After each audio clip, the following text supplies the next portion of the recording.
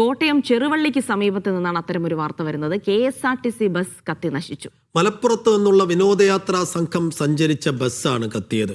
തീ ഉയരുന്നത് കണ്ട് യാത്രക്കാരെ പുറത്തിറക്കി. അപകടത്തിൽ ആളപായമില്ല. 9 മണിക്ക് മലപ്പുറം പോകുന്ന ബസ്. ഇതൊരു 3:45 ഇത് ചെല്ലിൻ്റെ കറക്റ്റ് ടൈമൊന്നുമില്ല. അവിടെ എത്തി രാവിലെ അവിടെ റാന്നിന്ന് ഫ്രഷപ്പ് കഴിഞ്ഞ് പിന്നെ പോകാനുള്ളതാണ്. അവിടുന്ന് ഗവി പോകാനുള്ളതാണ്. സംഭവം ഒരു പുക വരുന്നുണ്ടിട്ട് സൈഡാക്കി നിർത്തിയതാണ്. യാത്രക്കാരൊക്കെ ഇറക്കി, പുക വരുന്നുണ്ടപ്പോൾ യാത്രക്കാരൊക്കെ ഇറക്കി സേഫാക്കി. അത് കഴിഞ്ഞിട്ട് കുറച്ച് സമയം കഴിഞ്ഞിട്ടാണ് വണ്ടി കത്തിയത്. കൂടുതൽ കത്താൻ കുറച്ച് വൈകി ഇത് കണക്കാണ്. പിന്നെ ചെറിയ സ്പാർക്കായിട്ട് വന്നു, പിന്നെയാണ് കത്തിപ്പിടിച്ചതാണ്. ജോസി ബാബു വിവരങ്ങൾ നൽകും. ജോസി, ആ ദൃശ്യങ്ങൾ കാണാൻ ബസ് ഏതാണ്ട് പൂർണ്ണമായി തന്നെ കത്തി അമർന്നിട്ടുണ്ട്. അപ്പോൾ വിനോദയാത്രാ സംഘമാണ്, ആർക്കും പരിക്കൊന്നുമില്ല എന്നുള്ളത് വളരെ ആശ്വാസകരമാണ്. അതിനപ്പുറത്തേക്ക് എന്താണ് സംഭവിച്ചത് എന്നുള്ള വിവരങ്ങൾ ലഭിക്കുന്നുണ്ടോ? അപ്പോൾ ഫയർഫോഴ്സ് എത്തി തീ അണച്ചതാണോ? എന്താണ് പിന്നീട് ഉണ്ടായത്? ജിൽസി, വലിയൊരു അപകടമാണ് ഉണ്ടായത്. പക്ഷേ ആളപായമില്ല എന്നത് ആശ്വാസകരമാണ്.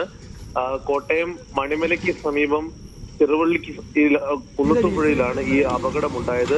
പുലർച്ചെ 4 മണിയോടുകൂടി KSRTC ബസ് കത്തുകയായിരുന്നു.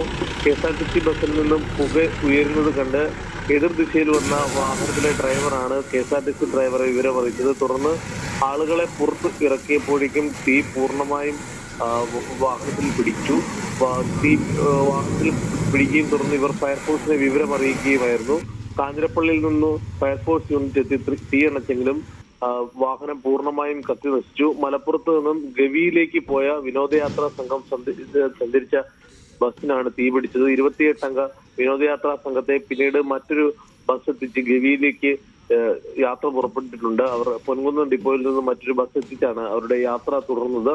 എന്തായാലും ഷോർട്ട് സർക്യൂട്ടാണ് അപകടത്തിന് കാരണമെന്നുള്ള പ്രാഥമിക നിഗമനത്തിലാണ് ഫയർഫോഴ്സ് ഉള്ളത്. ഇക്കാര്യങ്ങളിൽ കൂടുതൽ പരിശോധന നടത്തുമെന്ന് KSRTC അധികൃതരും അറിയിച്ചിട്ടുണ്ട്. ജോസി ബാബു ആണ് വിവരങ്ങൾ നൽകിയത്.